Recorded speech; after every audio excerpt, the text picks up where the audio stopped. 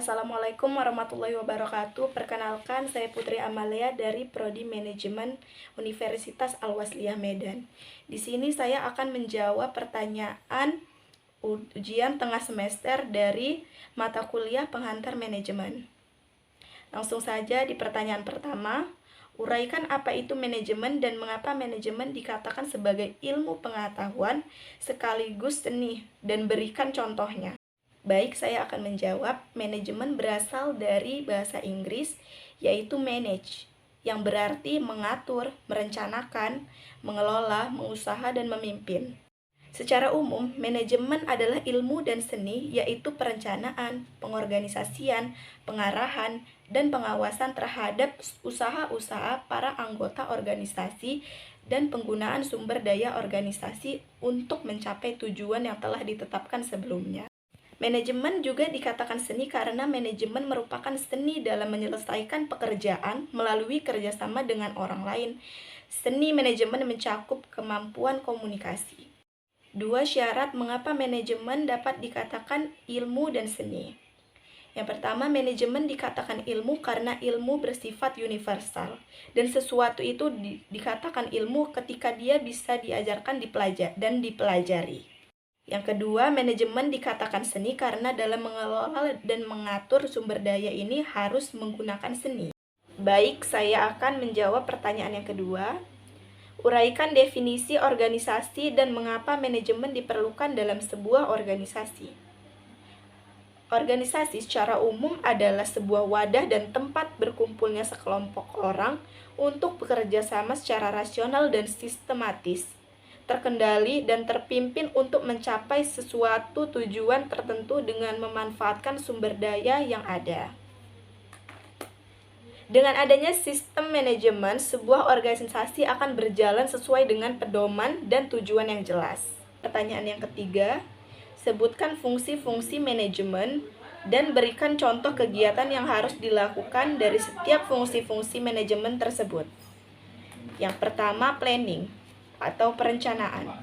Contoh kegiatan yang harus dilakukan adalah menyusun strategi dan standar yang sesuai dengan tujuan.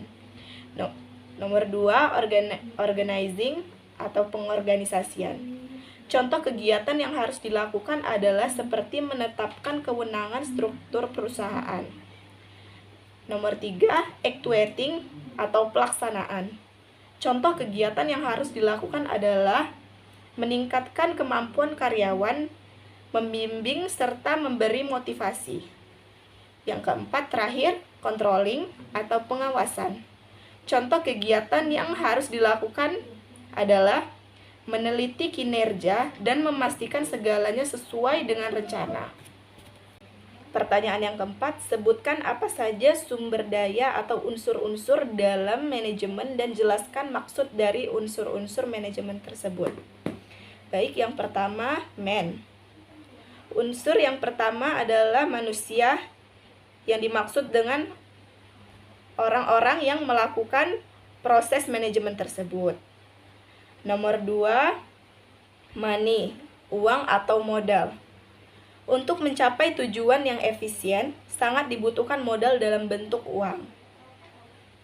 Nomor 3, methods atau prosedur. Methods di sini yang dimaksud adalah tata cara pengerjaan dalam suatu kegiatan manajemen.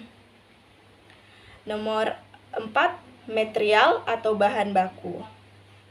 Untuk mencapai tujuan yang efektif sangatlah dibutuhkan bahan baku yang tahan lama dan bagus agar manajemen berjalan lancar. Nomor 5, mesin atau peralatan. Dengan menggunakan mesin akan membantu mempercepat pekerjaan yang dilakukan. Dan yang terakhir, nomor 6, market. Market adalah unsur yang membuat lancar proses produksi atau pasar. Karena pasar dikunjungi banyak konsumen yang akan membeli produk tersebut. Baik, pertanyaan yang kelima, siapakah manajer itu? Jelaskan apa saja tugas dari seorang manajer.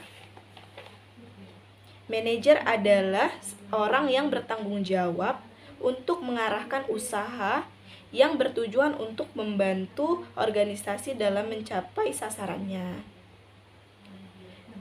Tugas dari manajer tersebut adalah mengatur keseimbangan sebuah manajemen, lalu melakukan perencanaan, pengelola, dan mengawasi kegiatan dalam manajemen. Pertanyaan yang keenam, uraikan tingkatan manajemen dalam perusahaan dan berikan contoh jabatan yang bertanggung jawab dalam pengelolaannya di setiap tingkatan tersebut. Baik, yang pertama, top manajemen atau tingkat atas.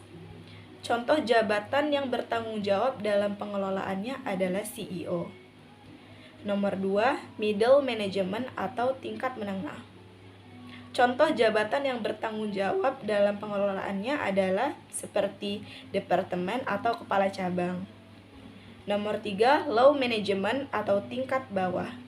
Contoh jabatan yang bertanggung jawab dalam pengelolaannya adalah supervisor atau mandor. Demikianlah jawaban dari saya. Lebih dan kurangnya saya mohon maaf. Assalamualaikum warahmatullahi wabarakatuh.